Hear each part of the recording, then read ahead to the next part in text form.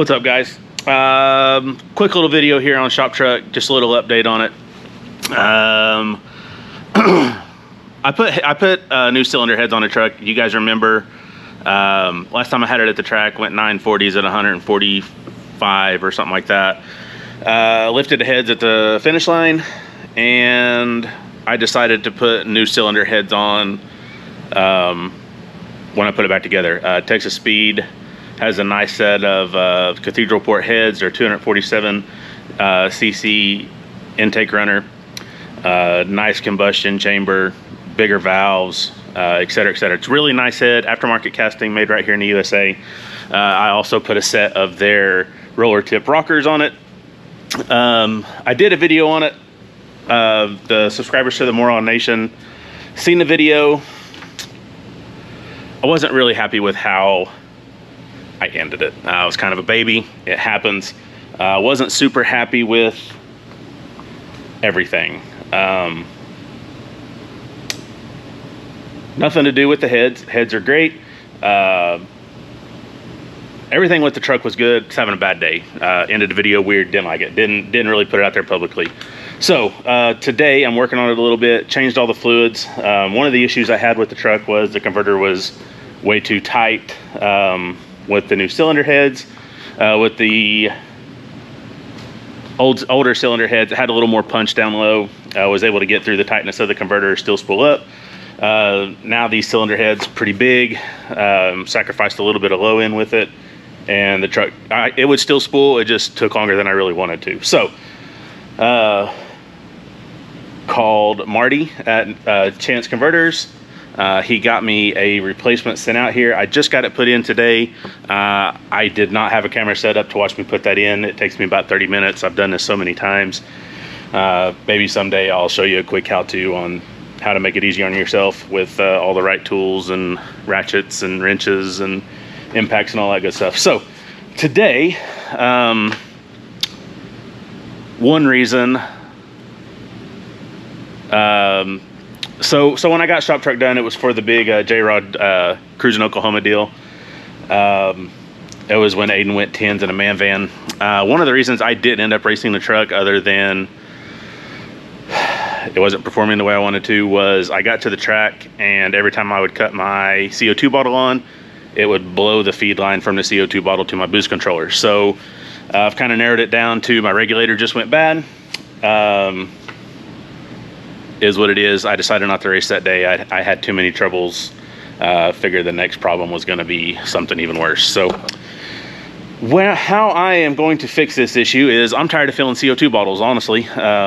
Sometimes they leak. Sometimes I forget to turn them off.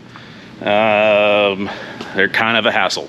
Nice for race cars. Like, you know, I have a system with the Nova here. I change it every 15 passes, whether it needs it or not. In ShopTruck, I want to jump in this thing and I want to go drive it. And if I want to turn the boost controller on and make all the boost, I want the wastegates to close. So what I got here, it's called onboard air. Several companies make these. A few people have copied the original, which I think was from, I'm not going to try to lie to y'all. There's one that everyone uses. This one is from one of the parts companies. I've put our People sticker on it, Summit Racing. It's not made by them. It's not even sold by them. But I put a Summit sticker on it because they're our people. Anyways, so what this does is, we put one of these on a race donk, actually. And I think it's just the coolest thing ever. So I decided to put one on ShopTruck. What you do is, you supply power to this red wire. And then you ground this black wire. And then this pump comes on. This pump fills this tank to, I don't know how much. I don't know. Anyways, it fills this tank. It's got an automatic shutoff switch right there. And then this regulator is preset at 100 PSI. So what this is going to allow me to do is I don't have to worry about pulling my bottle out to fill it anymore. When this thing gets below a set pressure, it's going to cut this pump on automatically. It's going to fill this tank, and then it's going to shut it off, and then I don't have to worry about it. So that's what I'm doing right now. I have already got, like I said, I got the converter changed the transmission fluid, changed the engine oil, topped off the water. Now I'm going to install this little guy, and I'm going to put it in place of my CO2 bottle right there. I think it'll fit. It may not. I hope it does. We'll find out here shortly. So give me just a minute. I'm going to get the bottle out, and then I will try to set this onboard air in here and see what it looks like. Another cool thing about this onboard air is it comes with, where'd my little baggie go? Oh, here it is. It comes with this little baggie full of cool stuff. So, mounting feet, and it also comes with this little air hose here, a little stretchy air hose. When we're out on the street, I may let a bunch of air out of these tires depending on the surface. So whenever I'm ready to cruise this thing an hour back home, I'll now be able to hook up to my little air tank in the truck and air my tires up, drive home. So pretty cool. You guys can look into them. The one I bought for the donk was from NLR. Can't remember who makes them. You can get them at NLR. You can get them at Joe from Hyperactive. You can get them from, I don't know, a few people sell them. They're out of stock a lot because they're so cool. Parts are hard to get, etc., etc. But we got our hands on a few. So Race Donk got one, ShopTruck's getting one, and we've got a couple more because I ordered a bunch because nobody could guarantee me when they were going to come in, and I needed them right then. So anyways, give me a few minutes, get the old CO2 bottle out, and I'm going to put this in there and see what it looks like. All right, it's in there. It fit where the old CO2 bottle was. It's in there. Maybe a little loud to leave it inside with me, but I don't think it'll bother me that bad. So it's literally connected right to the battery. As long as you don't have any air leaks in your system, it shouldn't be a bad deal. You know, go, the automatic pressure switch shuts it off, and then it's good until it needs more. If I do happen to have some sort of leak in the system, it could be bad, drain the battery, you know, if it runs too long. At that point I would have to put it to a switch 12 volt, that way it only runs when the key's on, but it should be good to go as it is. So it's already filled up, took it a couple minutes. I'll go ahead and release some pressure and let you listen to how loud it is and how long it takes to build back up.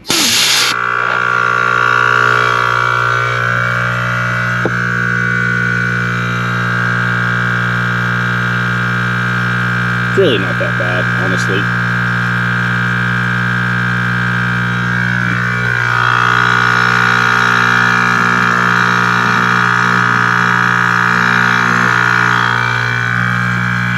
So it's going to build up till it reaches 100 psi in the tank.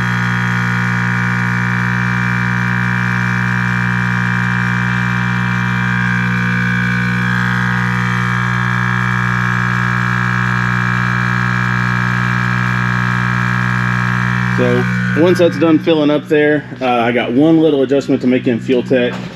Oh, there, it just shut off. One little adjustment to make in fuel tech, and then I'm gonna see if this thing will spool back up again. So I'll set a camera up when it's ready for that.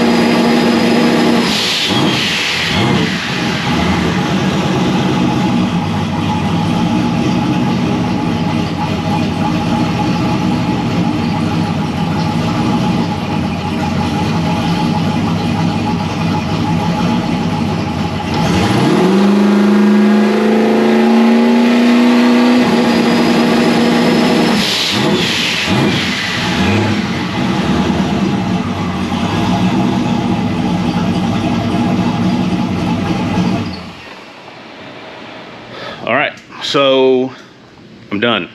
Ran into a little bit of a snag. My driver rear brake line busted at the fitting, so had to fix it real quick. Got that fixed, and then as you've seen there, spooled it up. It's definitely better than it was. I don't know if it's quite as fast as it used to be still, but I did get a dump valve from Carl Rossler for the 4L80, so I'll be putting that on in the near future. But for now, I think it's good enough to race. So getting this thing ready to go cruise it tomorrow night. You've seen on our Facebook that we have begun filming for the next season of the 405 Street Outlaws show, and it will be small tire driver type cars. And while I likely won't get to race with the guys because they have plenty of cars, I definitely want to be ready in the event that they say, hey, are you ready? So anyways, happy with it. Spooled up good again. So I don't know, I think I'm going to take it down the road and see what it does. I need to I don't know, his tires have been sitting for a minute. I need to get the old off of them. So quick little video here, just kind of a little update on ShopTruck. It's still around. It's not going anywhere anytime soon. Did order some new wheels for it for the back. Y'all see what those are whenever they come in. The new Texas Speed PRC heads, the 247cc, still the same Holley low rim, lower intake. It's the sheer fab, low profile 1800 horse, air to water on top. And then the same old stuff, everything else. Whenever I first built the truck, it's the 402 that McDougal at X Power built. It's been a good little piece. No complaints with it so far. I do need to someday address my alternator. I don't like the stock 105 amp. I'd like to have something better. I don't know what yet though, because my fuel rail fitting situation is it's a thing. So I'll figure that out though eventually. Anyways, that's gonna do it for now. Thanks for watching this little video here. I just want to give y'all an update. Tons of you ask about the truck. I'd love to give you more updates on it. Unfortunately, I don't have the time to mess with it that I would like to, because we got to keep so many other cars running that actually pay bills. So I don't know, you guys know the drill. If you haven't already, click that subscribe button, like the video or dislike it if you need to, comment, tell us what you like, what you don't like, what you want to see more of, and we'll catch you on the next video, guys.